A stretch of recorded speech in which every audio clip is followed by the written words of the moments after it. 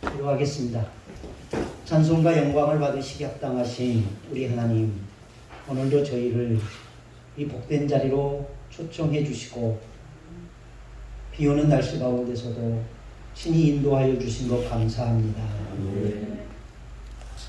초대받은 자는 많되 참석한 자는 많지 않다고 하신 주님의 말씀을 기억하면서 오늘 하나님의 부르심의 그 초대에 응답하여 여기에 나온 우리 모든 학우님들에게 하늘의 은혜와 땅의 기름진 복으로 풍성케 하시고 아멘. 영혼이 잘된 같이 범사가 잘되어 하나님의 선한 뜻을 이루어가는 삶으로 영광을 돌리게 하여 주시옵소서. 아멘. 코로나19라는 이 시대적 재앙 앞에 우리가 직면해 있습니다. 주여, 우리가 건강을 위하여 지켜야 할 것은 굳게 지키면서 하나님의 은총을 바라볼 수 있도록 도와 주시옵소서. 아멘. 하나님의 은총이 오늘도 이 수업 시간에 함께하여 주시기를 원하며 예수님의 이름으로 기도드립니다. 아멘.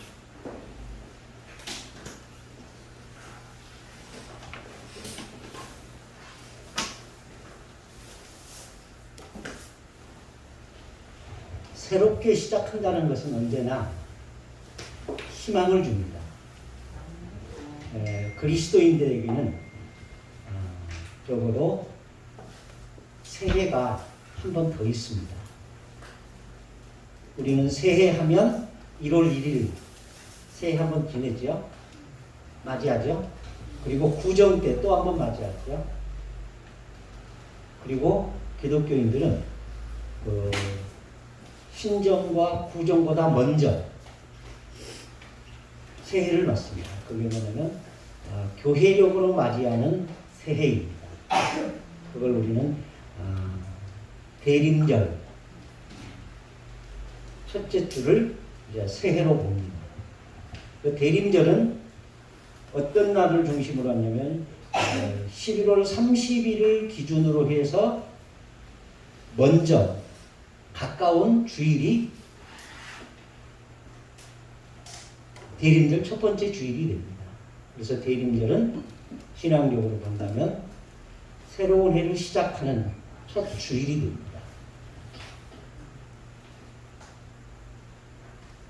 이스라엘 달력은 우리가 쓰는 달력과는 좀 다릅니다. 그래서 이스라엘이 애굽에서 출애굽한 달을 그들은 첫 달로 칩니다. 그리고 하나님은 이스라엘 백성들에게 매달 첫째 날을 안식일처럼 기억하여 지키라 라고 하셨습니다. 그것이 바로 월삭입니다. 월삭. 그래서 이스라엘 백성들은 월삭을 안식일처럼 하나님께 예물을 드리면서 지켰습니다. 그래서 저희도 교회에서 이제 매월 1일날 0시에 월삭 예배를 드립니다. 그러면서 새로운 달을 예배함으로 시작하자라는 의미입니다. 그래서 지금 같은 이 코로나 위기 때는 모일 수가 없잖아요. 그래서 각 가정에서 월삭 예배를 드릴 수 있도록 월삭 예배안도 준비해 줍니다.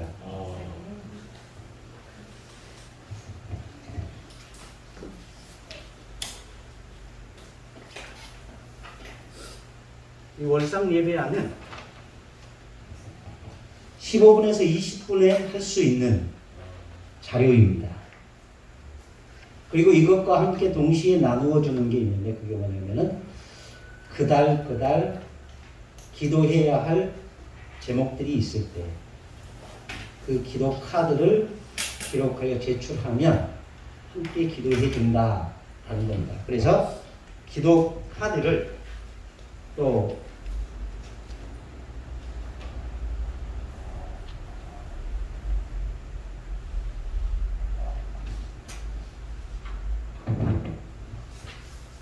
이렇게 인쇄를 해서 나눠줍니다. 이게 2인분입니다. 하나는 제출용, 하나는 보관용. 그래서 두 가지를 써서 하나는 자기가 가지고 있고 하나는 교회에 제출하라. 이게 한 장을 자르면 두 사람이 쓸 수 있게. 그래서 이것도 월상 예배하는 종이랑 그 가족 수대로 뽑아서 갖다 줍니다. 그러면 어떤 사람들은 갖다 내기도 하고 어떤 사람들은 안 내기도 하고 그렇습니다. 볼 수 있습니다.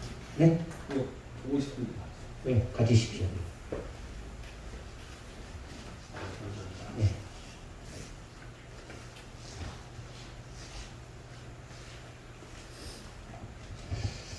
그래서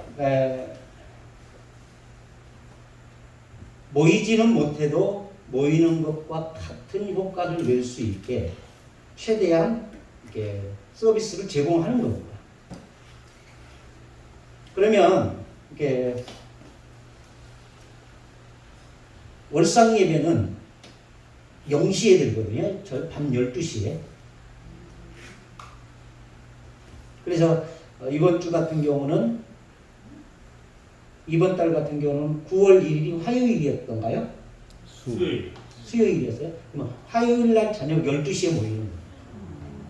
한 11시 한 40분쯤에 이제 교회 식구들이 와요. 그러면 그 기도 카드를 나눠줍니다.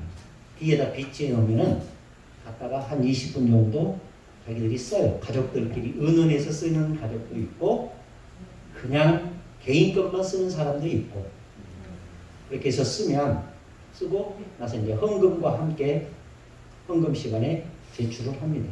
그러면 그걸 가지고서는 기회 있을 때마다 기도하고 성도들은 자기의 기도를 또 하고 그러면서 한 달을 같이 사는 거예요. 그래서 월상 예배는 교회 와서 해도 그렇고 집에서 해도 그렇고 20분 안에 끝납니다. 아주 짧게 그래서 기도까지 해서 30분에 끝나고 집에 갈 수 있게. 그래서 저희는 송구영신 예배 드린 것을 12달 내내 그렇게 새로운 달을 시작하는 마음으로 그렇게 예배를 합니다. 근데 이게 주일과 월삭이 겹치는 날도 있어요. 그래도 합니다. 그래서 저희 교회 식구들은 이렇게 월삭 예배에 대해서 익숙하니까 1년 12번씩. 12번 합니다. 그러면 그 일일이 예를 들어 30 정도 토요일 날 저녁에도 예, 12시 하고 예, 또 주일 날 저녁 12시에도 하고 그렇죠. 일일이. 예, 예. 일일이 월요일이면 주일날 저녁에 하고 일일이 주일이면 토요일날 저녁에 하고. 네? 거의 다 나옵니다.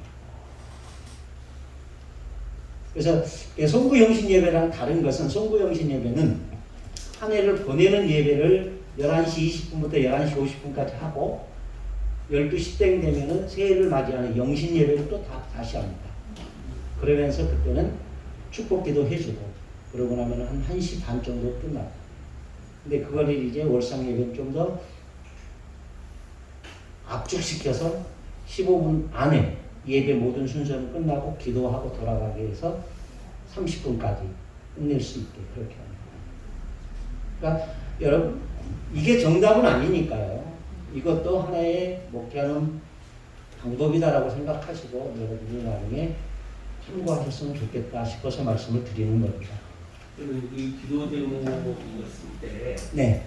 이런 가족들 쓰지 않습니까? 그 가족 중에 네. 아직 믿음이 온전하지 않은 그런 가족들이지 않습니까? 그런 가족들이 기도 제목을 쓰는 경우도 있습니까? 그렇죠. 뭐 기도 제목 쓰면서 믿음이 그런 회복되는 그런 그리고 있습니다. 예, 어떤 분들은 그 기도 제목 자체를 비밀로 하는 분들이 있어요. 그런 얘기를 싫어하는 분들이 네. 꽤 있습니다. 현대인들은. 예, 그것도 사생활이다라고 생각해서 그러는지 모르겠지만, 근데 기록한다는 것 자체가 선언이에요. 선언. 제가 여러분들한테 내가 지금 이런 약속을 하는 겁니다. 9월 1일 딱 시작했을 때 이번 달에는 꼭 운동을 하되 유산소 운동과 근력 운동을 같이 해야겠다라고 생각한 거예요. 그리고 그 계획은 나만 알아요. 딴 사람은 몰라요. 가족도 몰라요. 애들도 몰라요. 그런 계획이 잘 지켜질까? 아니면 우리 딸들하고 집사람 모아놓고 나 9월 달부터는 근력 운동도 할 거고 유산소 운동을 할 거니까 지켜봐 라고 선언하고 한 것을 어느 걸 더 잘 지킬 것 같아요? 선언하는 게 훨씬 잘 지킵니다. 기도도 그런 겁니다. 내가 이번 달에 이런 기도 해야겠다. 그걸 교회 식구들과 목사한테 공개를 하면 하겠어요, 안 하겠어요? 한 번이라도 더 합니다. 그러면 안 한 것보다 유익이. 우리 속담에는 가다 안 가면 안 가는만 못하다라고 말하는 그건 거짓말입니다. 가면 간 만큼은 유익입니다. 비록 실패할지라도. 작심삼일이 좋은 의미일까요? 나쁜 의미일까요? 좋은 의미죠.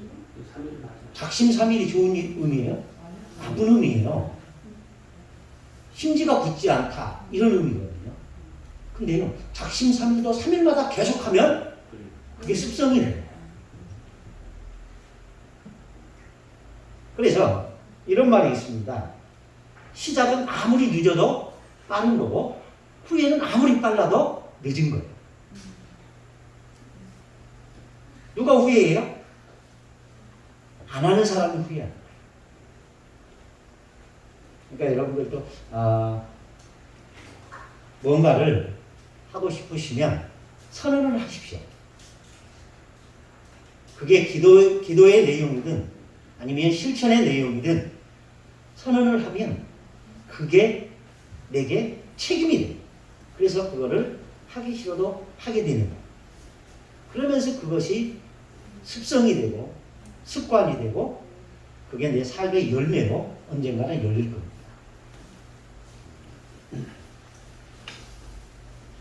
이게 우리 역서 있잖아요. 네? 우리 지금 쓰고 있는 역서가 엽서요? 달력. 달력. 이걸 우리 예수님 단신으로 기준해서 이렇게 만들었잖아요.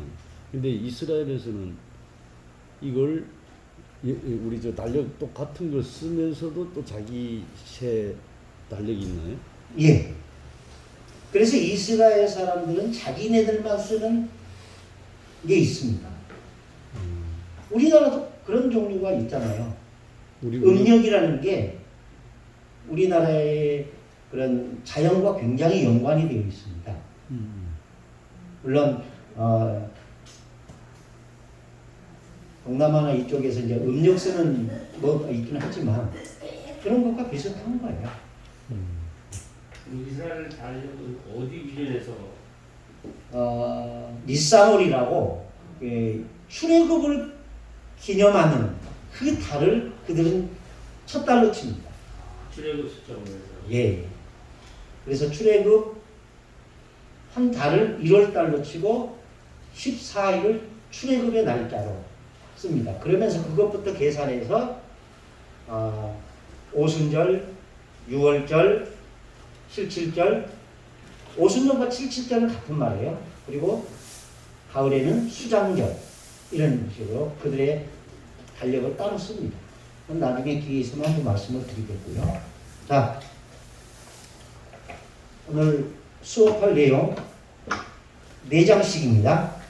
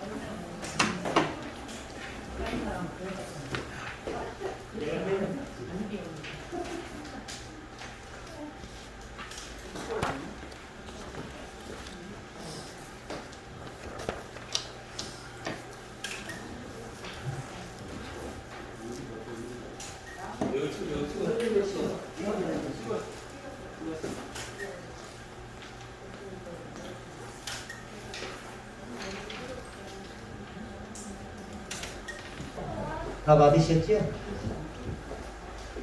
제가 지난주에 저희 교회는 모이는 예배를 안 하니까 지출되는 항목은 많이 줄고 헌금은 거의 변동이 없고 조금 더 많이 나온다라고 말씀을 드렸잖아요. 예. 그 증거 가운데 하나가 이런 것들입니다. 7월 18일부터 9월 5일까지 주일 감사원을 한꺼번에 모아서 하는 거예요. 매주 모아놨다가 교회랑 집이랑 머니까 직장 다니는 사람들이 오기가 쉽지 않잖아요. 그래서 이렇게 모아서 놔뒀다가 하는 분도 있어요. 온라인으로 안 하고. 그리고 월상 예배가 지난 화요일날 저녁이었잖아요. 수요일날. 네. 그래서 집에서 하고 이렇게 나중에도 가져와요. 월상 예배. 월상 예배 헌금이에요? 예. 가정에서 하고 이렇게 가져와요. 그리고 11조를 이게 한 분이 드린 거거든요. 감사한 분을. 그러니까 8월달 11조를 안 했고 9월달 그러니까 7월달 11조를 8월 말에 하거든요. 7월 18일부터 9월 5일까지 그러니까 7월달 11조를 7월 마지막 주에 하고 8월달 11조를 8월 마지막 주에 하겠잖아요. 그래서 이번에 11조를 2달치 한 거예요. 모아가지고. 그 11조를 꼭 그 마지막 주, 그러니까 내 월급에 따라서 이렇게 하는 게 아니라 마지막 아니야. 이분 월급이 그분만 마지막 주에 받거든요. 네. 그리고 건축원금도 2달 분을 한꺼번에 하고요. 이렇게 그 지금 그분이 한 사람 거예요, 그것이? 한 가정 거예요. 교수님 그러면 지금 교회에서 헌금 제목이 한 몇 가지 정도 있는지 말씀해 주실 수 있으십니까? 저희는 감사원금 일단 11조. 감사 11조. 11조가 제일 액수가 크지요. 네. 그리고 믿음의 기본이라고 생각해서 11조를 가장 먼저 하고 감사원금 하고 그리고 나서 이제 선교헌금이 2가지가 있습니다. 학원 선교헌금, 해외 선교헌금. 어떤 학원 선교헌금. 학원? 예, 학교 학원 학생들한테 아, 선교할 때 쓸 수 있도록 제가 학교에서 이렇게 하니까 학생들한테 가끔 간식도 좀 사다 주시고 이러면서 쓰시라고 선교헌금을 하는 거예요. 알겠습니다. 해외 선교헌금, 선교사님들을 돕는 선교헌금을 하고요.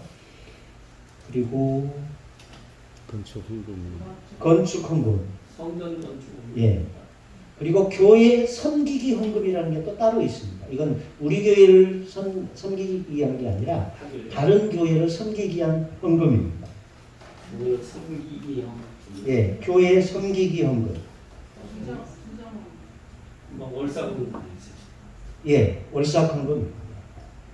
그래서 이 교회 섬기기 헌금은 가족 단위로 합니다. 그래서 많이 하지만 한 20만 원 한 달에 매달 그건 작정입니다. 적게 한 분은 한 5만 원. 부정헌금은 없어요? 예? 부정헌금은 없어요? 주정헌금은 없고 감사헌금으로 그냥 합니다. 그리고 가족 가운데 혼자 나오는 청년들이 있습니다. 이런 사람들은 11조의 10분의 1 정도 합니다. 그러니까 한 200만 원 받는다. 그러면 한 2만 원 정도 교회 섬기기 헌금을 따로 합니다. 부담은 주지는 않는데 자연스럽게 교회 섬기기 헌금을 할 수 있도록. 네. 제가 네. 만약에 월급을 200을 받아요. 네. 200을 받는데 제가 빚이 많아요. 그래서 네. 빚이 다 나가요. 예. 들어오자마자 나가요. 그래도 헌금을 줄 때 뭐지 11조를 해야 되는지.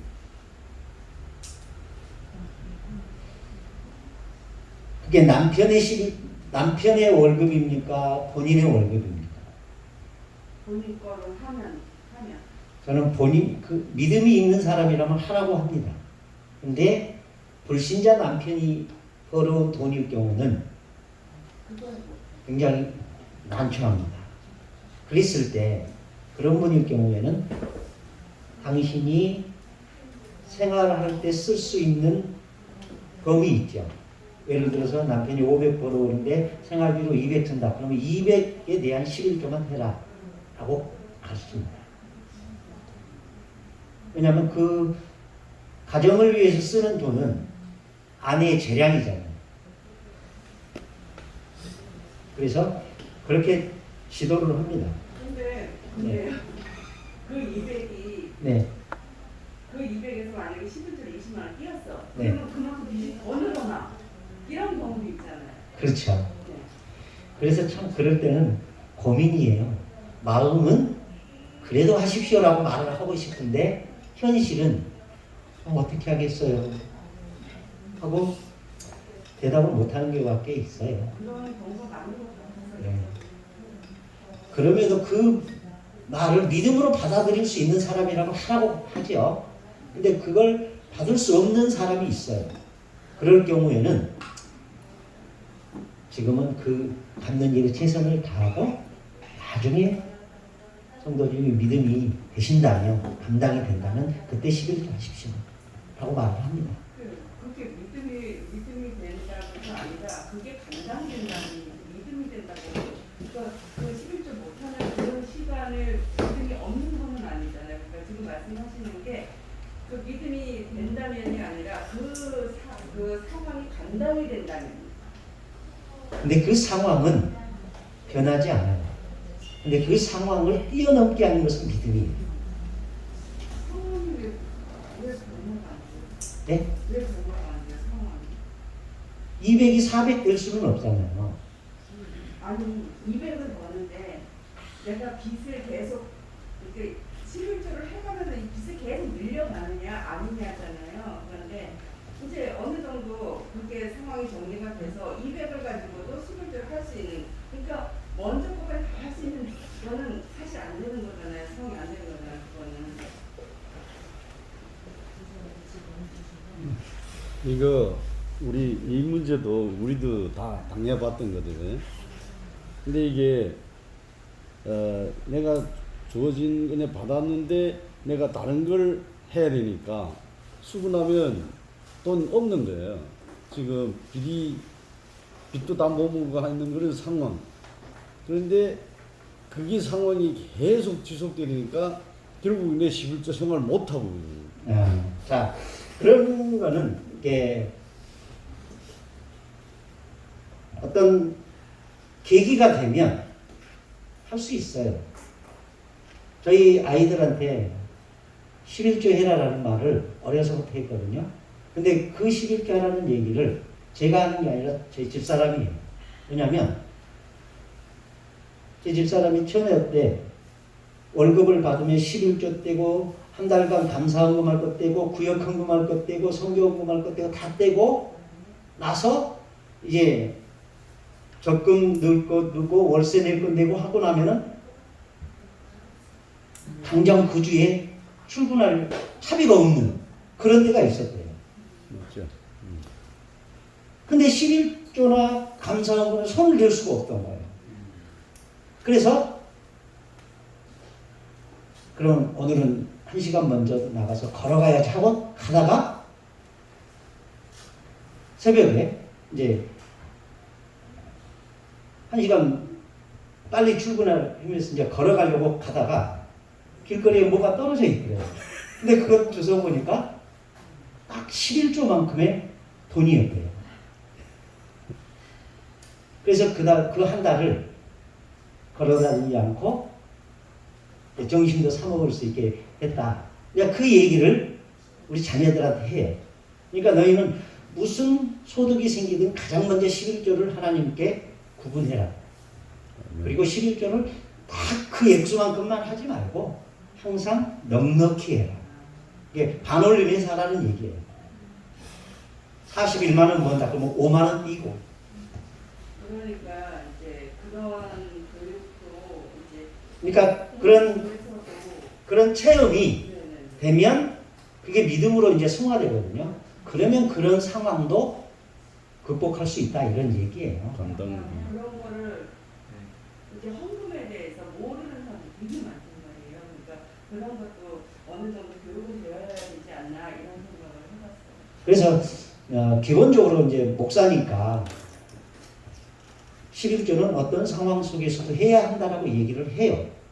그럼에도 불구하고 그렇게 말하면 돈밖에 모르는 목사, 돈밖에 모르는 교회다라고 오해할 수 있는 분들이 없잖아요. 계셔요.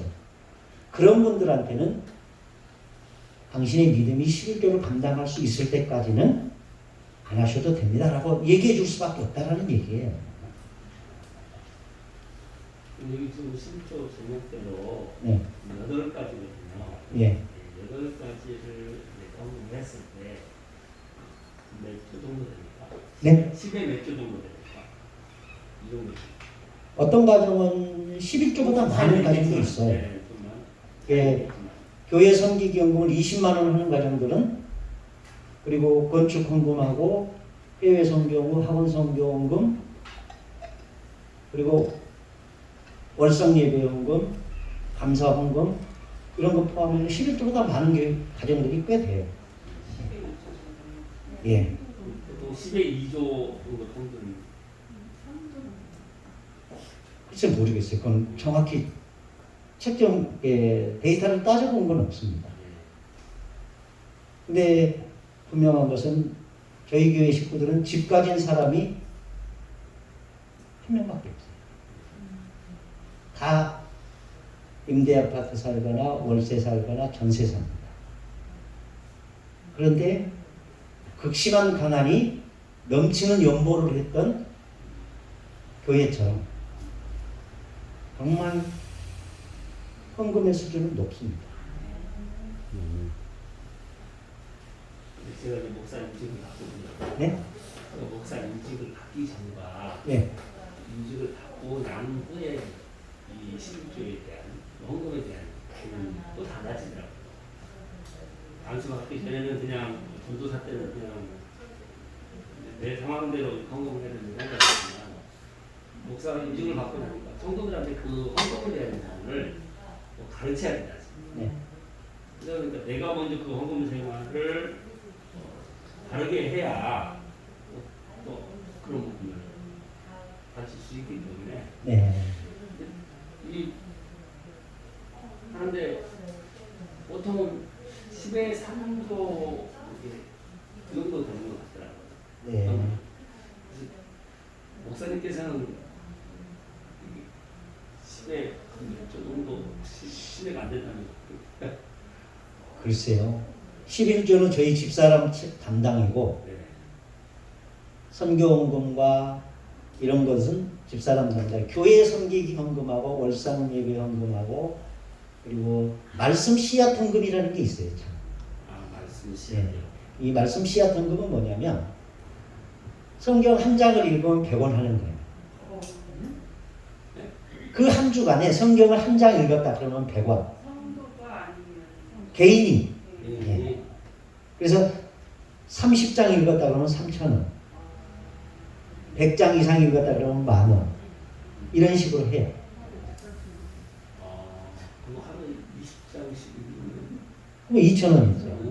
그런 어유 갑자기 확 들어옵니다. 왜요? 근데 이걸 하는 분들은 그리 많지는 않아요. 예. 이 말씀 시간 헌금은 해서 어떻게 그건 혹시 사용하는 용도를 저희 매월 이렇게 성경 읽는 조그만 책이 있거든요. 그걸 사는데 구입을 하기도 하고요. 그리고 교회 일반 재정으로 사용하기도 합니다. 그리고 선교 헌금은 혹시 어떤 나라를 지원을 한다든가 무슨 선교요? 선교 헌금 뭐 해외 선교 헌금은 선교, 이게 해외 선교. 모아놨다가 선교사님들이 들어오셔서 필요할 때 이렇게 드리기도 하고요. 그리고 그 해외 선교는 꼭 해외 선교에 쓰는 데만 쓰지는 않습니다. 국내 선교에도 필요할 때 있으면 씁니다. 그러면 네. 그 이제 한 달 그 헌금이 들어오잖아요 전체적으로. 그러면 그 헌금을 어떻게 쓰고 얼마나 들어오고 그런 재정 보고를 하는가요? 저희는 한 번도 안 했습니다. 묻는 사람도 없고요. 의심하는 사람도 없습니다. 왜냐하면 거의 드러나거든요. 아, 목사님 사례비 이 정도, 도서비 이 정도, 후생복지비 이 정도, 교회 관리비 이 정도, 뭐 선교헌금 이 정도, 뭐 이 정도. 그러면 이번 달에도 빠듯하셨겠다.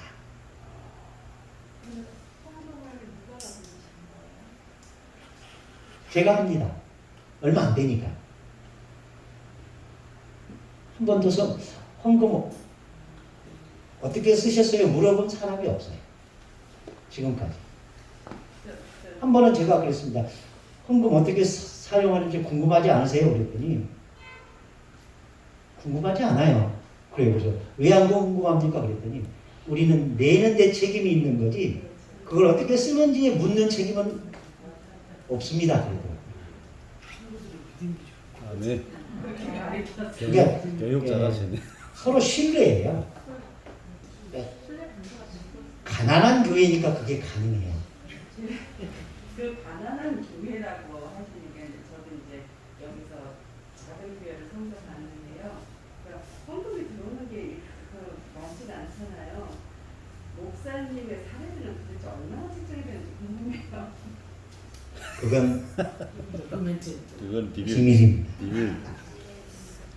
그럼 교수님께서는 평소에 이 헌금에 대한 사용처를 성도 이렇게 말씀을 하십니까? 예를 들어 해외 선교 이번에 뭐 인도네시아 선교사님한테 이런 얘기를 전혀 안 하시죠. 가끔 하지요. 그래서 성도들이 그런 얘기를 듣기 때문에 아 지금 이 헌금이 어디 사용처 어떻게 쓰이고 저희가 일단은 그 선교 헌금이 쓰여지는 데는 목사님들 양복해 주는 데도 가끔 씁니다.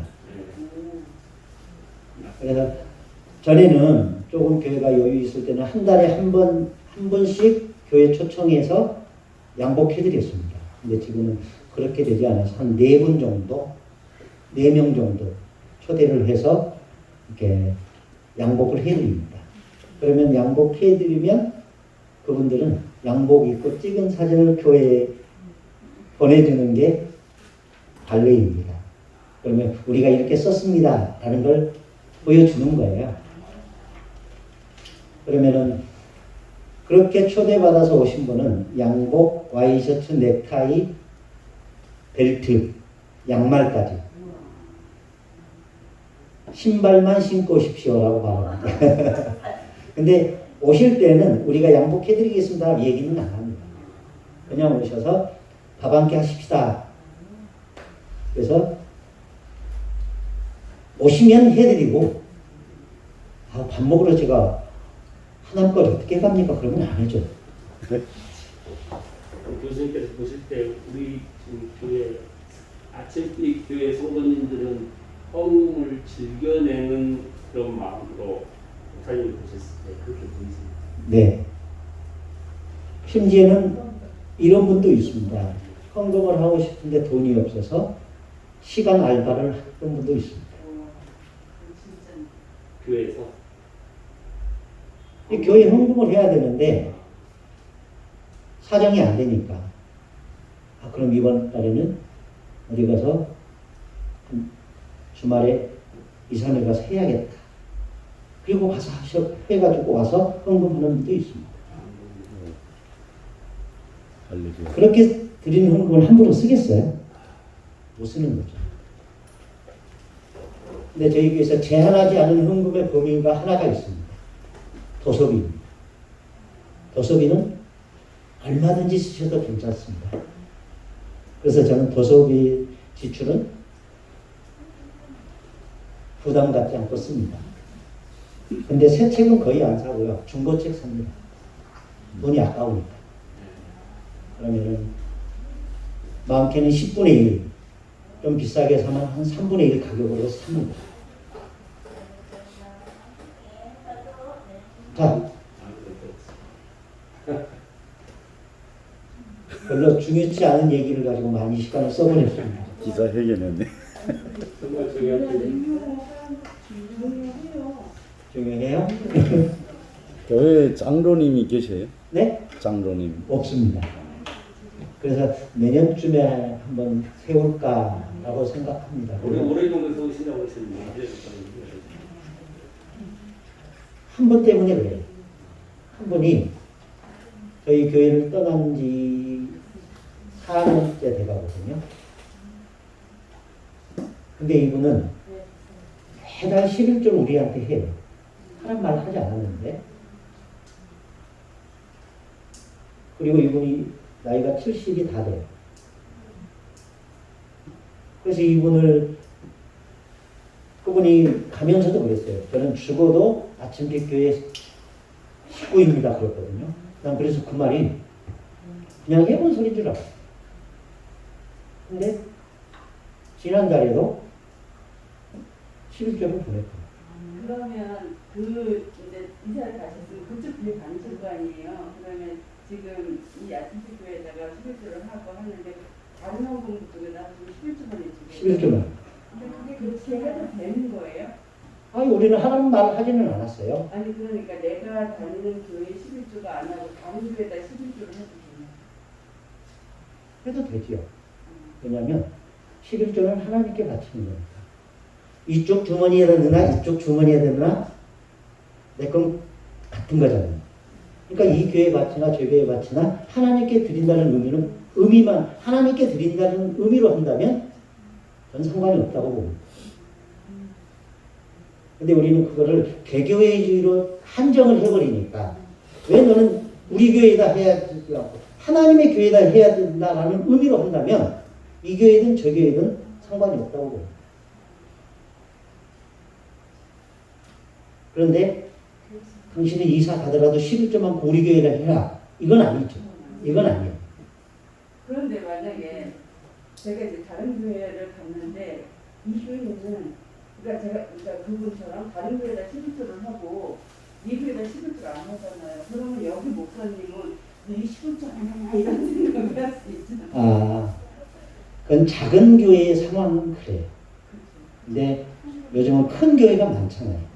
그러니까 큰 교회는 11조 한 사람과 11조 하는 사람 별로 구별 안 해요. 그러니까 그래서 작은 교회 예, 기준으로 보니까 그렇죠. 작은 교회 기준으로 보면 그게 드러나는데 그래서 요즘 사람들이 큰 교회를 선호하는 이유가 익명성이 보장된다라는 특징 때문에 그렇거든요. 그리고 그 익명성은 헌금의 자유를 내포하기도 합니다. 저희 동생이 네. 300명이 되는 교회에서 그 집사가 됐어요. 근데 워낙 그 자기가 남편이 사고를 하다 보니까 금액에 대한 11조를 못하니까 직분을 줬는데 그 11조를 안 한 거에 의해서 직분을 탈락시켰어요. 그 우와. 교회도 있어요. 큰 교회인데 한 400명 정도 직분을 보고 400명 정도 되면 큰 교회는 아닙니다. 아니 예, 우리 사이즈에 볼 때는 큰 교회인데 여기서 말하는 큰 교회는 적어도 10,000명 정도 모이는 교회를 의미합니다. 그 정도 돼야 큰 교회라고 합니다. 요즘 기준으로 봤을 때. 이 말이 그럴 수 있는 거예요. 있는 교회가 있어요. 그 담임 목사님 목회 철학에 따라서 달라질 수 있죠. 여러분 담배 피는 집사, 술 먹는 장로 인정하겠습니까? 그러면 담배 피고 술 먹는다고 구원과 상관이 없을까요? 그건 행실에 덕이 되느냐 안 되느냐의 차이지 그건 믿음과는 상관이 없다고 보는 거예요.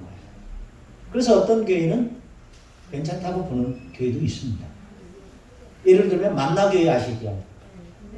성남 톨게이트 바로 옆에 보면 성남시청 옆에 만나교회가 큰 교회가 있습니다. 그 교회는 흡연실이 있습니다. 교회 안에 담배 피는 장소가 따로 있어요. 그 담배라는 것이 복음을 듣는데 장애가 돼서는 안 된다는 의미입니다. 그러니까 젊은 사람들이 얼마나 마음이 편하겠어요. 그건 목회 철학의 차이입니다. 그러니까 여러분들이 너무 심각하게 생각하지 마시고요. 요즘 많이 먹는 유튜브에서 하는 내용들이 나오지 않습니까? 많은 내용 듣다 보면 처음에는 그게 구별되는 것 같은데 많이 듣다 보면 혼란을 이야기하는 거예요. 그래서 이 11조를 내가 성교에 되지 않으면 다른 학교에 내게 되면 뭘 받지 못한다. 이렇게까지 얘기하는 그게 얼마나 무서운 개인주의인지 모릅니다. 그건 하나님을 믿는 게 아니라 교회가 우상화되는 거예요. 정말 하나님을 하나님으로 섬긴다면 그 하나님은 바울을 통해 뭐라고 말했습니까? 예수는 교회의 머리고 교회는 예수님의 지체라고 했습니다. 그러니까 바울이 생각할 때 교회는 몇 개예요? 하나야. 여러분, 내 손에 빵이 들려 있어요. 이건 손 겁니까? 내 겁니까? 내 손에 빵이 들려 있어요. 이게 그 빵은 이 손의 것입니까? 아니면은 내 것입니까? 11조는 우리 교회에야 복받는다. 그것은 손이 빵이 들고 있다고 그래서 손이 빵의 손에 들려 있다고 그래서 그 손의 것이다라고 얘기하는 것과 같은 거예요. 그 기복적인 거. 근데 그런 거 있잖아요. 그건 기복이 아니고 그건 교회 우상화예요. 이거 11조라는 거는 하나님한테 온전히 드리는 거잖아요. 근데 그 11조에 대한 온전히 드리는 거를 벗어나서 재정이 안 좋은 교회에 왜 그 구제헌금처럼 내버리는 11조를 그런 경우도 있잖아요. 마음이. 그러면 이제 본질이 이게 벗어나는 거.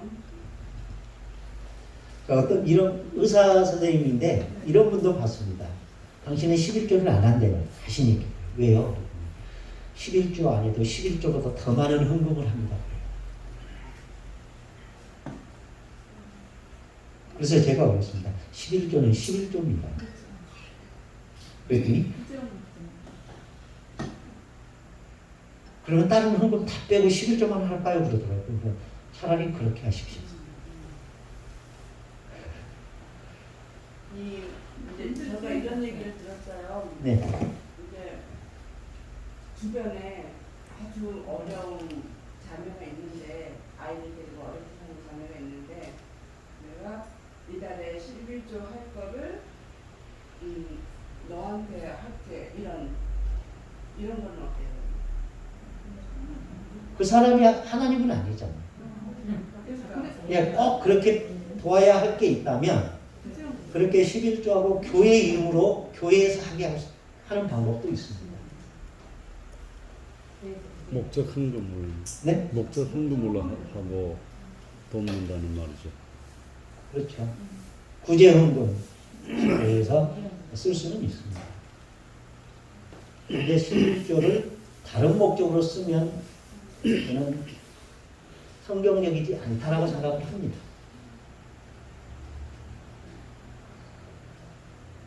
네, 굉장히 중요한 이야기였습니다. 이 시간. 네. 근데 그건 어디까지나 제 의견입니다. 네. 11조하고 다른 헌금들하고 같이 입고는 아닌가요?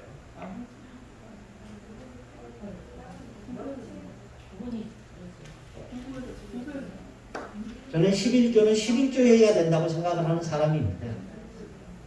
맞지? 그리고 아까 김성대 목사님 유튜브를 보면은 뭐 한다라고 말씀을 하셨는데 유튜브는 항상 조심하셔야 합니다. 유튜브는 공적인 방송이 아니라 지극히 사적인 방송입니다. 개인적 의견이 절대적인 겁니다. 검증받은 것도 아니고. 네, 여러분들 어디가 아파서 유튜브 열어보십시오. 그러면 유튜브대로 한다면 이 세상에 병든 사람 아무도 없어요.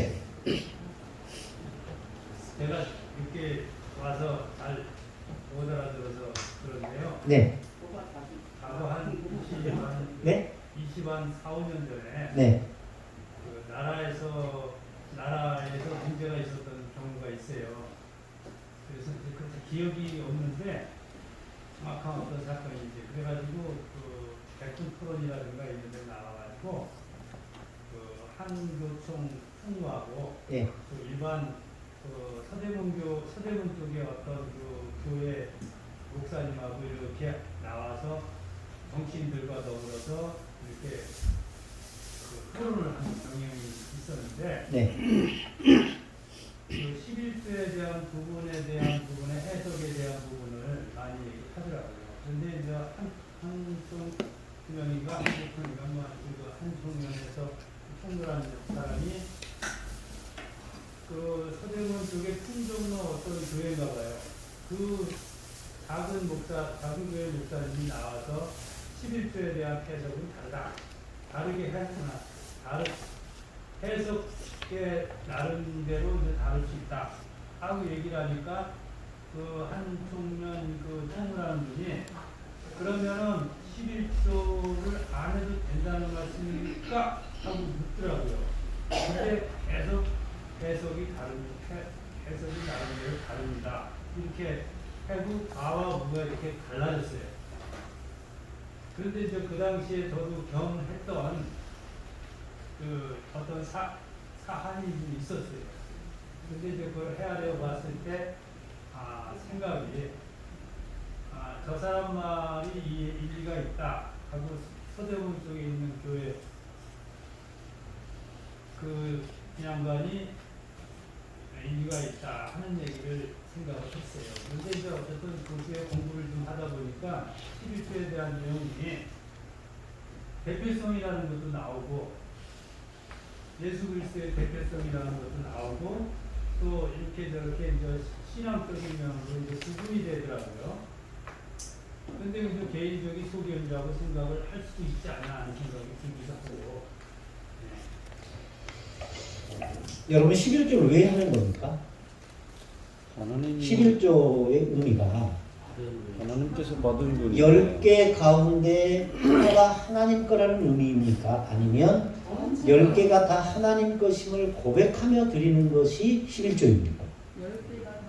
모든 것이 하나님께서 받은 모두가 거니까. 하나님 건데 그에 따른 내 하나를 하나님께 드립니다 하는 고백이겠죠.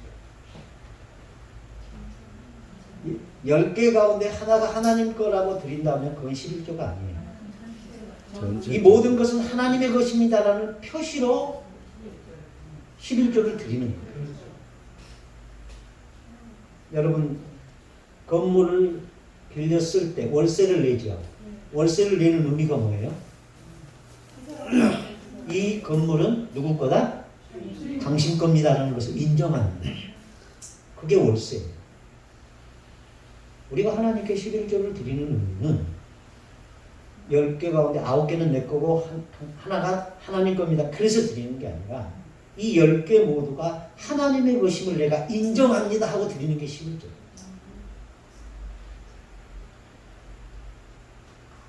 무슨 말인지 아시겠죠? 교회 이 헌금에 대한 질문을 하게 되면 네. 목사님이 세 분이면 세 분, 다섯 분이면 다섯 분, 다 그분들의 어떤 생각의 차이가 있어요. 또 갖고 있는 생각에 따라서 다 다르게 얘기를 하시거든요.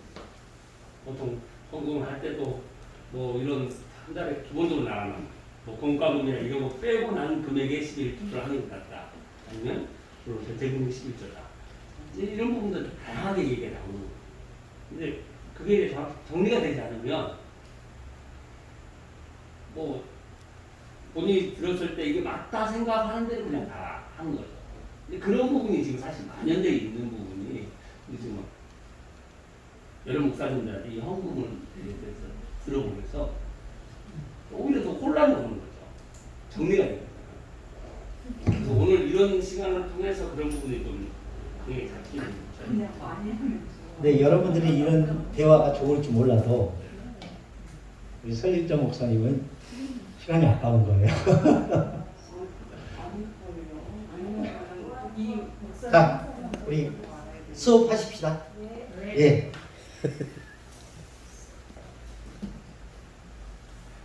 공관복음서를 시작하기 전에 살펴볼 사항들. 공관복음은 성경의 범주 안에 들어있는 거예요. 그렇죠?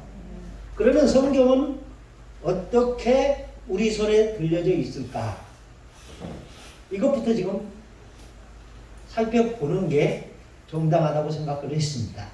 그래서 성경 편찬에 관하여 지금 우리가 사용하고 있는 성경은 구약 39권과 신약 27권으로 총 66권이다. 성경의 총 장수는 1189장, 구약이 929, 신약이 260, 그리고 절수로 한다면 31,173절로 이루어져 있다.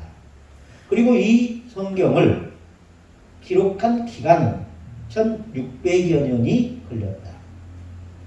그만큼 분량도 방대하고 보관하는 장소도 각기 달랐다. 그리고 그것을 한 권으로 성경을 묶는 정경화 작업을 시작했다. 그렇다면 구약은 언제 한 권으로 묶었는가? 처음부터 구약이 창세기부터 말라기까지 있었느냐? 그건 아니라는 얘기입니다. 무슨 말인지 아시겠죠? 네. 구약 39권의 책들은 1세기 초까지 단권화되지 못하고 여기저기 흩어져 있었다. 모세 오경만 한 권으로 묶어 있었지 나머지 책들은 낙권으로 흩어져 있었다. 그러다가 구약 성경이 한 권으로 정경화된 것은 주후 90년이다. 이때 유대인 학자들이 구약의 단권화를 위해 요바에서 남쪽으로 20여 킬로미터 떨어진 얌니아라는 곳에 모여서 흩어져 있던 구약의 모든 책들을 하나로 엮어 지금 우리가 사용하고 있는 한 권의 구약 성경으로 완성되었다. 그러니까 구약 성경은 예수님 당시에 한 권으로 있었다 없었다? 없었다. 그러면 예수님께서 말씀하신 구약 성경, 아니 성경이라고는 안 했던 것은 여기저기 조각조각 흩어져 있던 성경을 의미했던 겁니다. 그런데 사도 요한이 죽을 즈음 순교할 그 즈음에 의해서 90년대에 이런 구약의 단권화가 실행이 됐다라는 겁니다. 장소는 얌니아에서. 이 성경을 한 권으로 묶는 데 주도했던 사람들은 유대인 학자들이었다. 그래서 그때 구약 성경을 39권으로 정했다라는 겁니다. 두 번째, 그렇다면 신약 성경의 단권화 작업은 어떻게 진행됐을까? 신약 성경이 오늘 우리가 사용하고 있는 모습으로 자리 잡는 데는 많은 시간이 걸렸다. 신약 성경 중 가장 먼저 쓰여진 갈라디아서부터 가장 나중에 기록된 요한계시록까지는 약 50년의 간극이 있다. 그러나 낙권으로 흩어져 있던 책들이 하나의 정경으로 묶는 것은 요한계시록이 기록된 지 300여 년이 지난 주후 397년 3차 카르타고 공회의에서 결정되었다. 기독교 역사를 보면 카르타고에서 몇 번의 공회가 열렸는데 그 중에 특별히 주 397년 3차 카르타고 공회는 신약 성경을 정경화한 것으로 유명하다. 표 다시 1번 성경의 정경화 연대. 그러니까 지금 33페이지에 기록된 내용을 도표로 제가 정리해 드리는 겁니다. 무슨 말인지 아시겠죠? 구약 성경은 언제? 주후 90년이요. 신약 성경은 언제? 397년. 구약 성경을 90년에 결정한 장소는 어디? 얌니아에서. 누가? 유대인 학자들이 몇 권으로 결정했다? 39권으로 결정했다. 신약 성경은 어디에서? 카르타고 3차 공회의에서. 언제? 397년. 누가? 초대교회 지도자들이. 이 카르타고인가요? 카르타고. 타고. 카르타고예요. 타고. 예. 그 밑에 영어로 되어 있는 거 있죠? 예. 예, 타고입니다. 제가 그 몇 번 어젯밤에도 이걸 교정을 봤는데 카르타고. 위에는 탁으로 돼 있어요. 네, 위에는 탑으로 되어 있고 밑에는 카고로 되어 있고.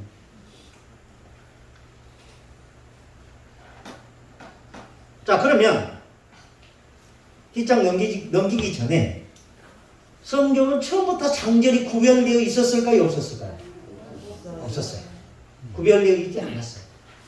그럼 성경의 장절을 언제 구분했을까? 거기에 대해서 보겠습니다. 34페이지.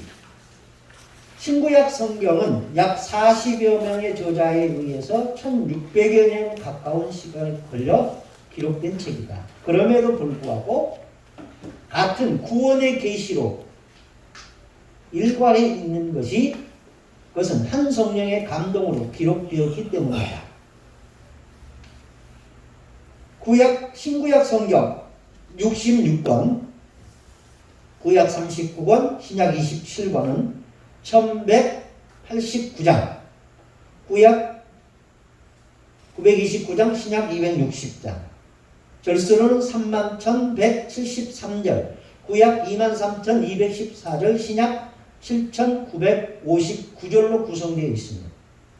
가장 긴 장과 절은 시편 119편이고 에스더 9장 8장 9절이 가장 길고 가장 짧은 장은 시편 117편이고 가장 짧은 절은 요한복음 11장 35절이다.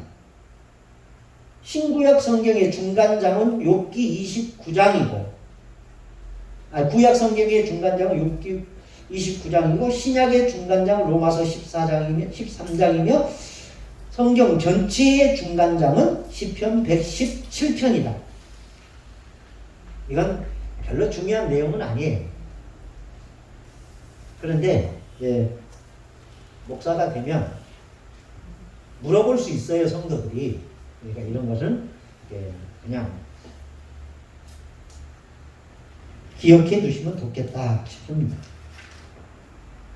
앞에서 구약은 주후 90년에 그리고 신약은 주후 397년에 한 권의 책으로 묶었다고 밝혔다. 그런데 이때까지는 성경의 장과 절의 구분이 없는 상태였다. 그래서 읽기가 매우 불편했다. 성경의 장절이 현재 모습으로 구분한 이는 대체로 영국교회의 캔터버리 대주교였던 스티브 랑턴이라고 믿는다. 생각한다라는 겁니다. 그는 1189개의 장으로 구분하였다. 그 후 위클립 성경, 영어 성경이 주후 1382년에 처음으로 장들을 구분하여 성경을 인쇄했다. 아니, 그 위클립 성경이 그렇게 성경의 장을 구분했다라는 겁니다. 절의 구분은 그보다 200여 년 후에 세분화되었다. 구약 성경이 먼저 절로 구분되었는데 1448년 프랑스에 사는 유대인 학자 네이턴이 그렇게 했고 신약은 그로부터 약 100여 년이 지난 후인 1551년 프랑스인 스테파누스가 구분했다. 구약과 신약의 절을 합하면 31,173절이다. 신구약 성경 모두 장과 절을 붙여서 처음으로 출판한 해는 1556년인데 스테파누스의 라틴어 불가타역 성경이 바로 그것이다. 그리고 오늘날과 같이 장절이 같은 성경은 1560년판 제네바 성경이다. 그래서 이것도 여러분들에게 좀 더 일목요연하게 구분할 수 있도록 했습니다. 자, 성경의 장과 절을 어떻게 구분했느냐? 주 1228년에 스티브 랑턴이 신구약 성경에 뭘 구분했다? 장을 구분했다. 그래서 창세기 1장, 창세기 2장 이렇게 구분한 것이 1228년 랑턴이라는 사람이 했다라는 것이고요. 그러면 이렇게 신구약 성경의 장을 구분한 성경을 구분한 것을 처음으로 성경에 적용했던 사람은 누구냐? 요한 위클립이라는 사람이다. 1382년에. 그러니까 대략 장이 구분된 후에도 160년 후에 이게 적용시켰다라는 겁니다. 그리고 구약 성경과 신약 성경의 장을 구분해 놓은 것을 기본으로 해서 절을 구분했는데, 네이턴이라는 사람은 구약을, 스테파누스는 신약의 절을 구분했는데, 네이턴은 1448년에, 스테파누스는 1551년에 이렇게 신약과 구약 성경의 절을 구분을 했다라는 겁니다. 그리고 이렇게 구분한 성경을 장과 절로 구분해서 만든 성경이 제네바 성경이다. 1560년에 발행된 책이다 라는 겁니다. 이해되셨습니까? 예. 그럼 성경의 번역의 역사는 어떻게 됐을까? 성경은 원래 히브리어와 아람어 그리고 헬라어로 쓰여지고 필사되었다. 그러나 복음이 세계 각지로 전파됨에 따라 각 나라와 민족이 사용하는 고유한 언어와 문자로 번역된 성경이 나오게 되었다. 또한 기독교 공동체가 성장해감에 따라 성직자들뿐만 아니라 평신도들도 쉽게 이해할 수 있는 다양한 성경 번역본들이 출판되었다. 성경 번역의 역사를 크게 3기로 구분할 수 있다. 제1기는 기원전 3세기경 히브리어로 된 구약 성경을 헬라어로 번역한 70인역으로부터 시작하여 성경이 고대 언어들로 번역되기 시작했다.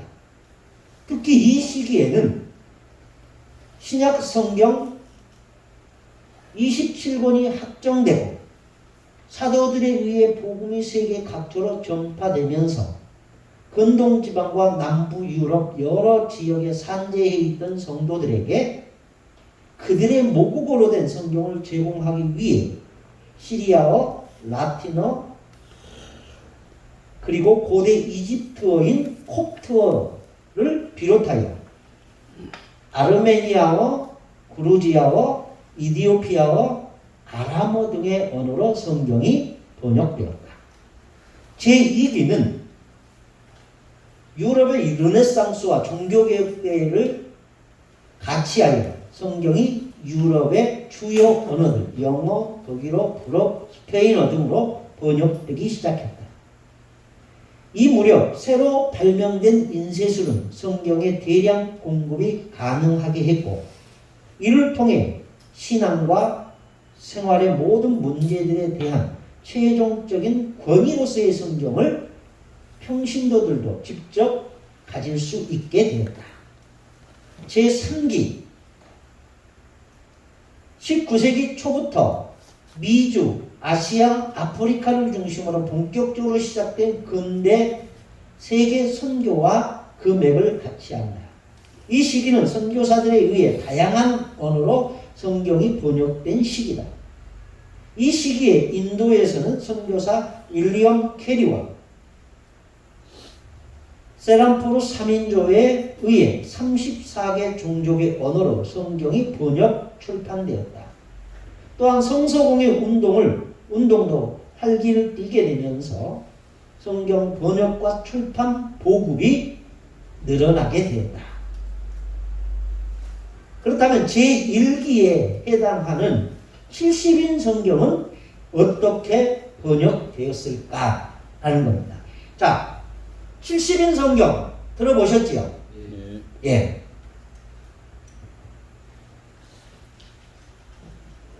알렉산더 대왕의 유다 정복 이후 많은 유대인들이 그리스 정복지인 지중해 국가들로 흩어져 살면서 유대인들이 정체성을 유지할 수 있었던 것은 공통으로 가진 성경 덕분이었다.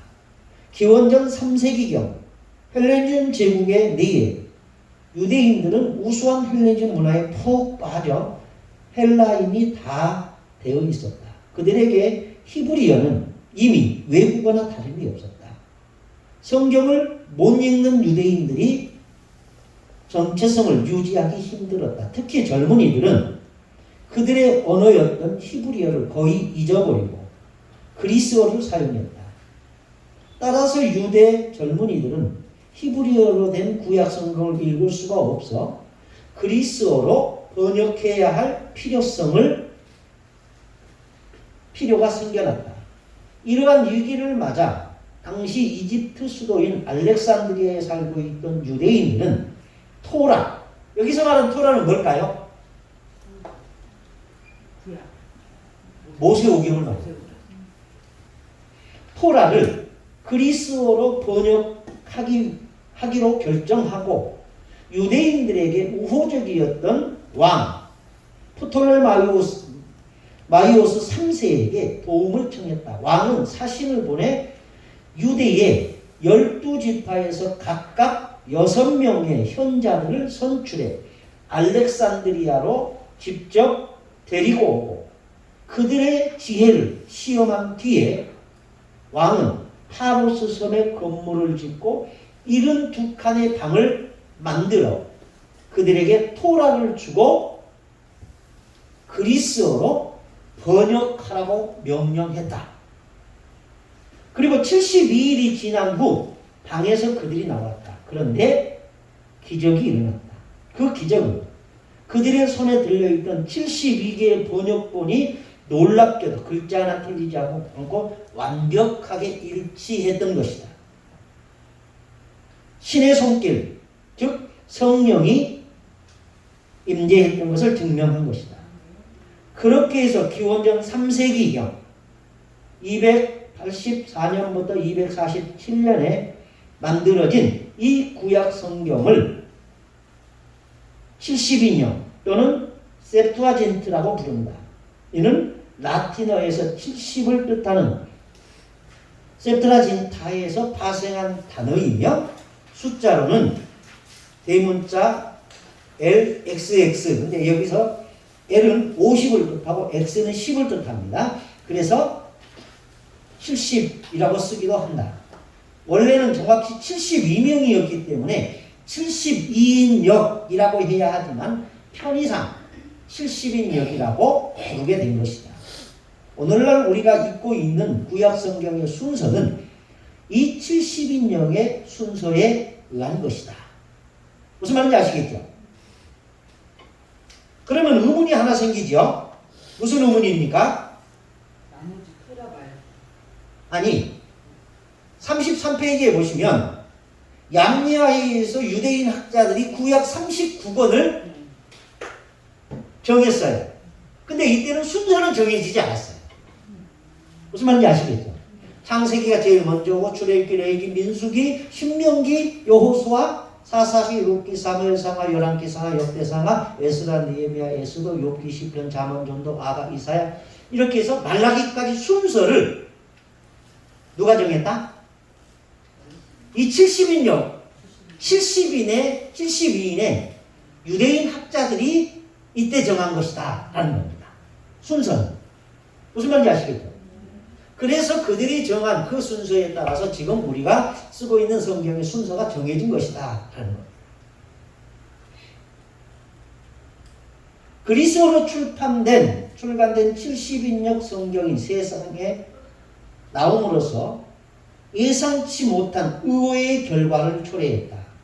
평상시에 유대교 신앙에 관심을 보이던 이교도들까지 흡수한 것이다. 무려 300만 명에 달하는 이교도 개종자들이 나와 유대교인이 되었다. 또한 하나님을 경외하는 자라 불리는 지지 세력들이 탄생되었다. 이들은 훗날 바울이 이방 선교를 할 때 기독교인이 된 주력 세력들이다. 바울이 전도여행을 하며 다닐 때 청중들에게 아주 생소한 교리를 설파한 것이 아니었다. 이미 청중들은 70인역 구약 성경에 익숙해 있던 예비 신자들이었던 것이다. 이렇듯 70인역 성경은 기독교 역사상 나무나가 아니라 너무나입니다.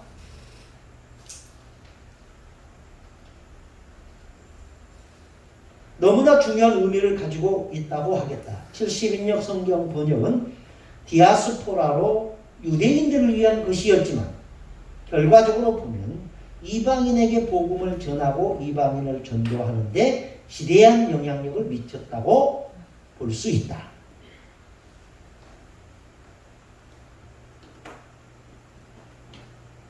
이해되십니까? 무슨 말인지 아시겠죠? 예. 불같아요. 그리스 제국이 패망하고, 여기 그리스는 헬라를 말합니다. 로마 제국이 지중해 주변 나라들을 오랫동안 점령했다. 로마 제국의 공통어는 라틴어였지만 제국 초기에는 라틴어보다 헬라어가 더 널리 사용되었다. 그러다가 시간이 흐르면서 라틴어가 점점 사용되는 비중이 높아지게 되자 헬라어 성경을 라틴어로 번역할 필요성이 제기되었다. 결국 제롬이라는 사람은 구약과 신약을 모두 라틴어로 번역했다. 이 성경을 불가타 성경이라고 하는데 405년에 완성했다 하는 겁니다. 자, 여기서 정리해 보겠습니다. 고대 히브리어로 기록된 성경, 구약 성경을 70인 유대인 학자들이 모여서 성경을 번역했습니다. 무슨 말로? 헬라, 그리스어. 우리 성경적 표현으로 말하면 헬라어로 번역한 겁니다. 그러니까 고대 히브리어를 헬라어로 번역한 것이 70인이에요. 근데 그 헬라, 그리스라는 나라가 로마에 의해서 멸망이 됩니다. 그래서 로마에 의해서 멸망이 되어서 그 그리스라는 나라를 기초로 해서 로마가 탄생되는데 왕이 바뀌었다고 사람이 바뀌는 건 아니잖아요. 왕은 바뀌었어도 사람들은 그대로입니다. 그러니까 그대로 있던, 자, 왕이 바뀌었으니까 라틴어를 써야 된다라고 말을 하지만 라틴어를 쓸 수 있는 게 한계가 있어요. 그래서 처음에는 로마 제국이 이렇게 모든 것을 접수했어도 언어를 함부로 바꿀 수는 없었어요. 그래서 처음에 로마 제국 사람들도 헬라어를 썼던 거예요. 그러다가 점차 로마 제국이 더 세력을 잡아가면서 라틴어를 공용어로 바꾸기 시작합니다. 그래서 문서가 바뀌고 주로 업무를 하는 언어가 바뀌면서 교육의 언어도 헬라어에서 라틴어로 바뀌는 거예요. 그러면서 히브리어를 헬라어로 번역했던 그 70인역 성경을 라틴어로 다시 번역할 필요성이 생기게 됐다. 그래서 제롬이라는 사람이 주후 405년에 헬라어로 된 성경을 라틴어로 번역한 성경이 무슨 성경이다? 불가타 성경이다 라는 겁니다. 무슨 말인지 아시겠어요?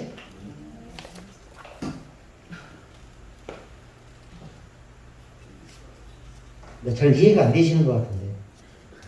그래도 어쩔 수 없어요. 이게 중요한 건 아니니까.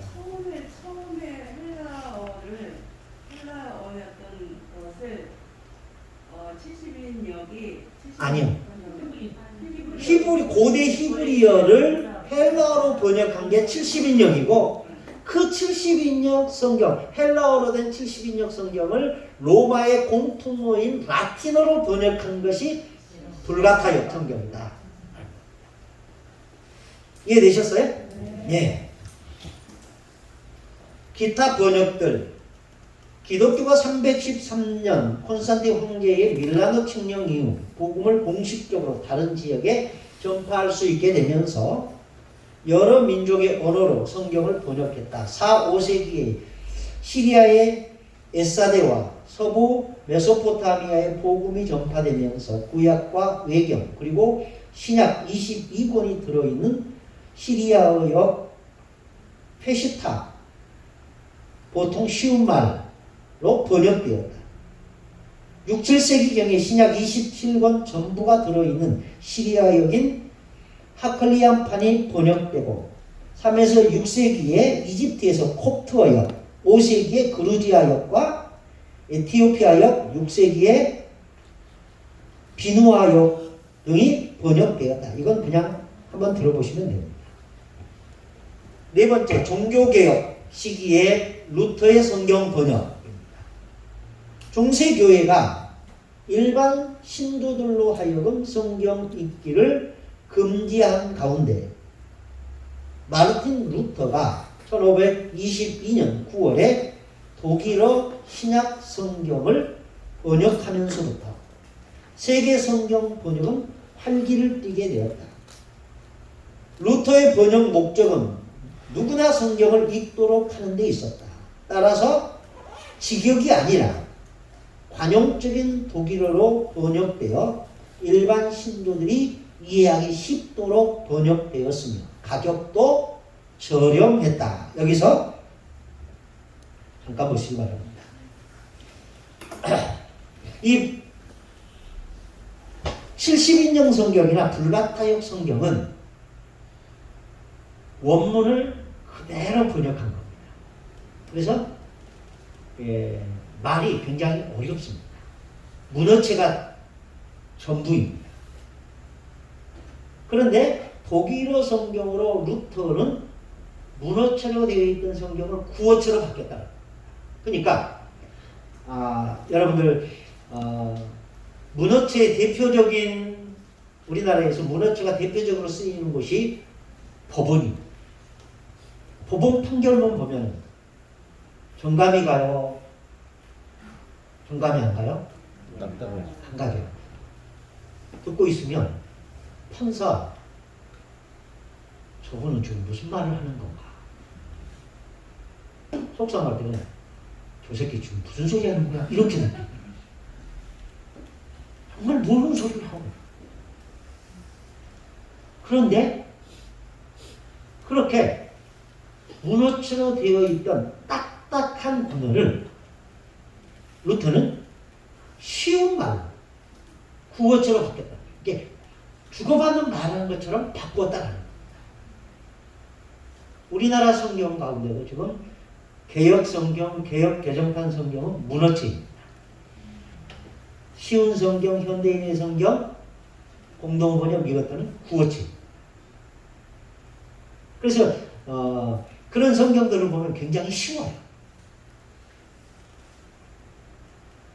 자, 여러분들 집에 성경 많이 있죠? 성경이 우리나라에만 몇 가지 정도 번역본이 있을 것 같아요? 10가지가 넘어요. 카톨릭도 쓰는 게 카톨릭이 인정하는 것도 2-3가지가 돼요. 그러니까 성경이 이게 같은 말씀인데 좀 쉽게 번역한 게 있는가 하면 원문을 그대로 번역한 게 있다라는 겁니다.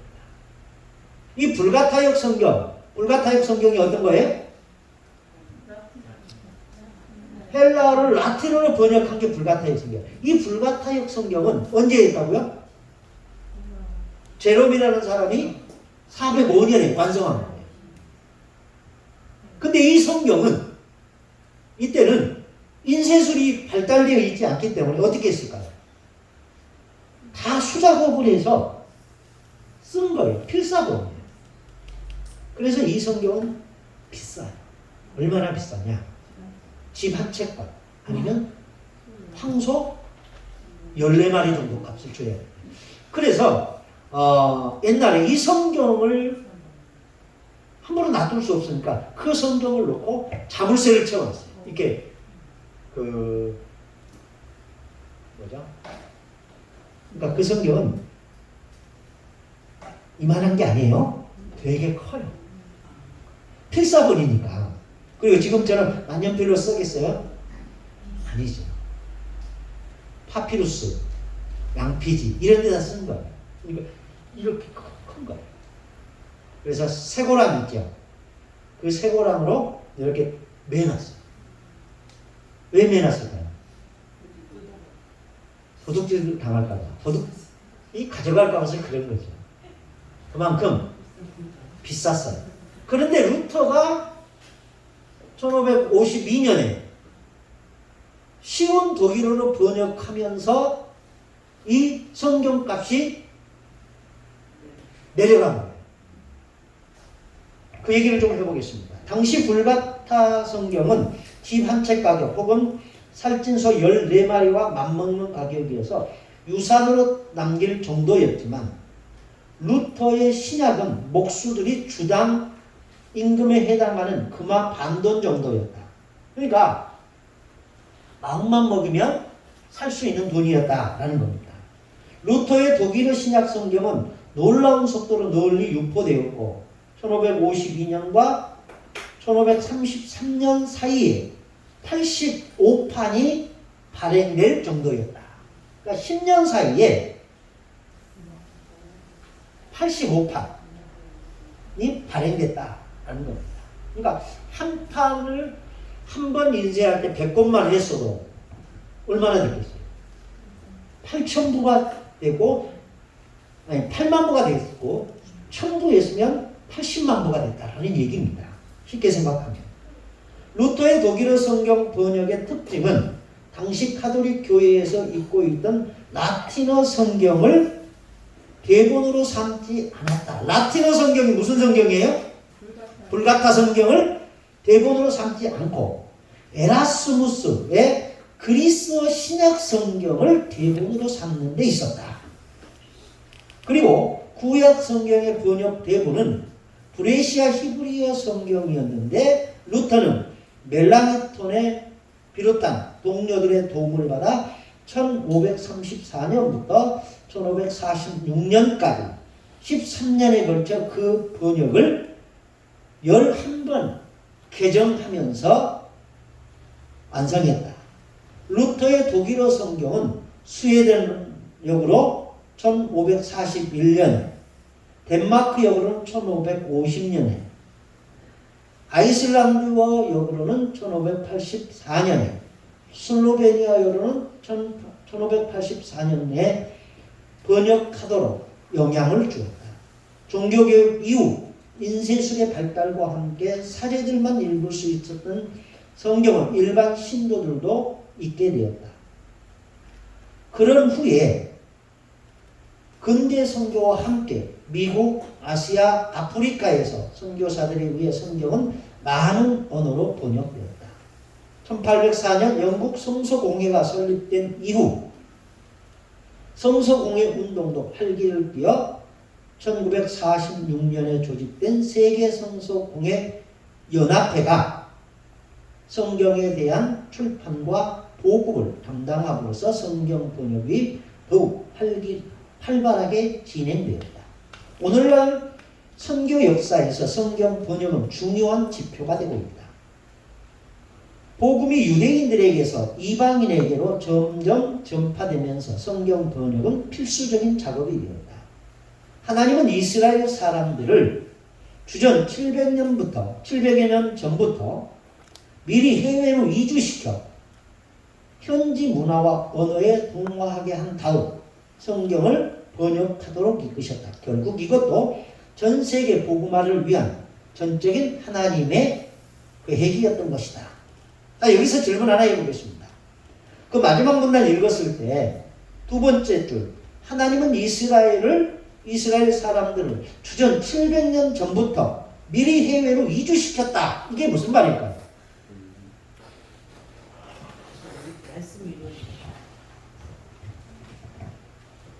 하나님이 주전 700년 전부터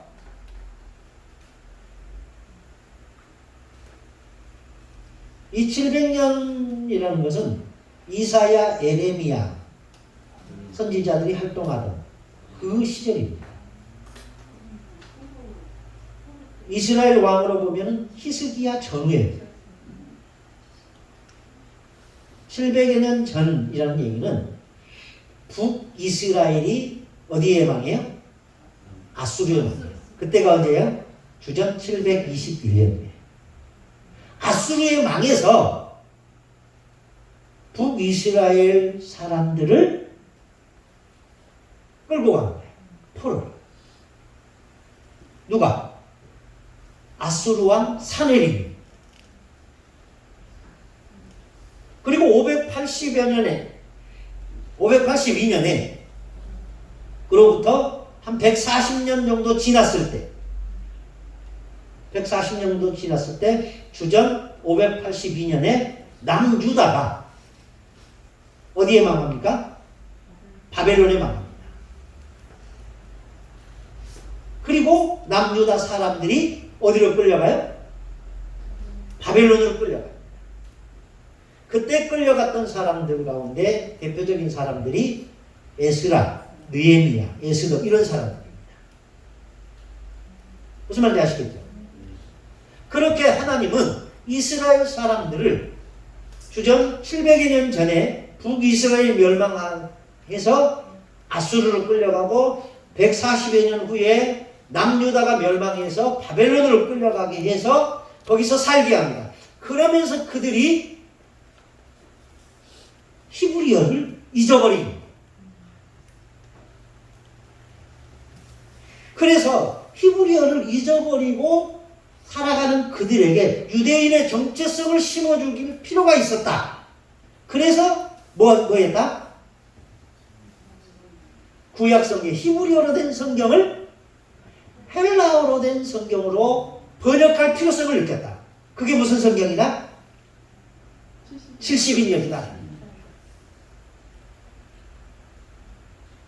그런데 이 히브리어로 된 성경을 헬라어로 그리스어로 번역한 이 70인역 성경이 번역되면서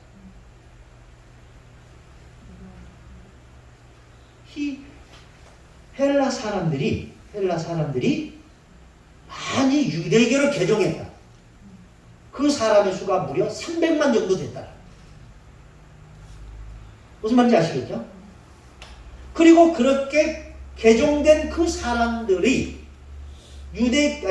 이방인에서 유대교로 개종한 그 사람들이 나중에 바울이 이방인들에게 가서 복음을 전할 때 그들이 들었던 하나님에 대한 이야기가 바울이 전한 하나님의 이야기와 같았던 거예요. 공통분모가 있었던 거예요. 그러면서 바울이 그렇게 얘기한 그 하나님이 보내기로 약속된 사람이 이 예수다라고 했을 때 이방인 유대교 사람들이 아 그렇구나 하면서 유대교에서 기독교로 개종하게 됐다라는 거예요. 이해되세요? 그리고 나서 그리스가 로마에 망합니다. 무슨 말인지 아시겠죠? 그 로마에 망한 그리스가 이제 그리스는 헬라를 말하는 겁니다. 그러니까 헬라어를 쓰던 사람들이 정권이 바뀐 거예요. 그래서 로마는 라틴어를 써요. 근데 이 로마라는 제국이 한 400여 년 이상 진행되거든요. 그래서 긴 시간 지나다 보니까 헬라어는 이제 잊혀지는 언어가 되는 거예요. 그래서 헬라어로 된 성경을 라틴어로 지금 우리가 쓰는 언어로 번역해야 되겠다라고 생각했던 사람이 누구다? 제롬이라는 사람이다.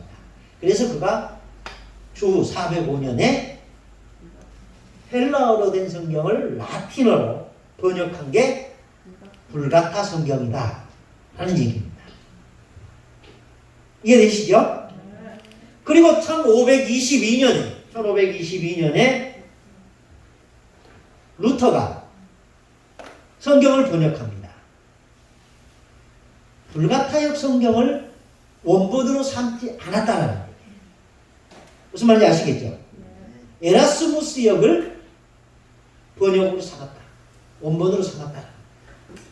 그리고 이 1522년에 번역한 신약성경, 그리고 1546년까지 고치고 고쳐서 번역한 구약성경까지 해서 루터는 신구약성경을 번역하는데 열심히 했다. 그리고 이 인쇄술의 발달로 인하여 성경에 소장할 수 있는 사람들이 많이 늘어나게 됩니다. 자, 여기서 질문 하나.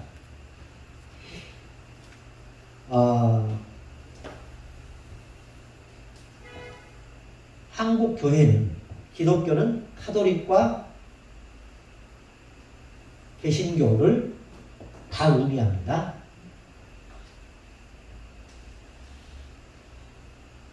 개신교의 성경 보급은 어디서 관장할까요? 대한성서공회사에서 주관을 합니다. 그래서 인쇄는 출판사에서 아무나 할 수 있어요. 그런데 거기에 대한 사용료는 누구에게 내야 돼요? 대한성서공회에 냅니다. 그럼 카톨릭은 어디서 보급받을까요?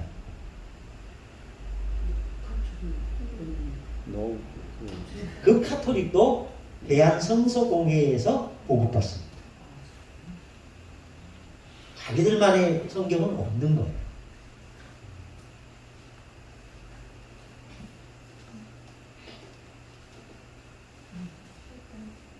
자,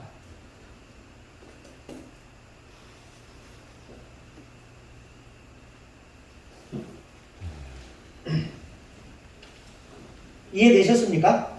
네. 37페이지 사복음서의 기록 배경. 사복음서는 마태, 마가, 누가, 요한을 일컫는다. 사복음서는 두 부분으로 나뉜다. 처음 세 복음서, 즉 마태, 마가, 누가복음을 공관복음이라고, 나머지 하나인 요한복음을 다른 관점에 쓰였기 때문에 공관복음과는 구분하고 있다.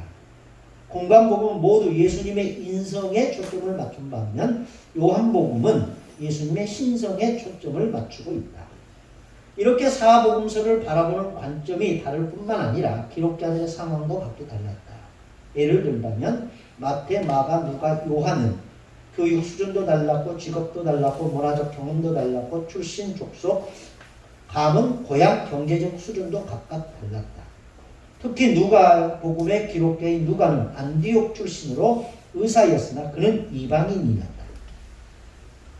당시 유대인들은 이방인과 상종하지 않는 것을 보통으로 여겼으나 하나님은 그런 이방인을 들어 사복음서 중 하나의 복음서를 기록하도록 하셨다.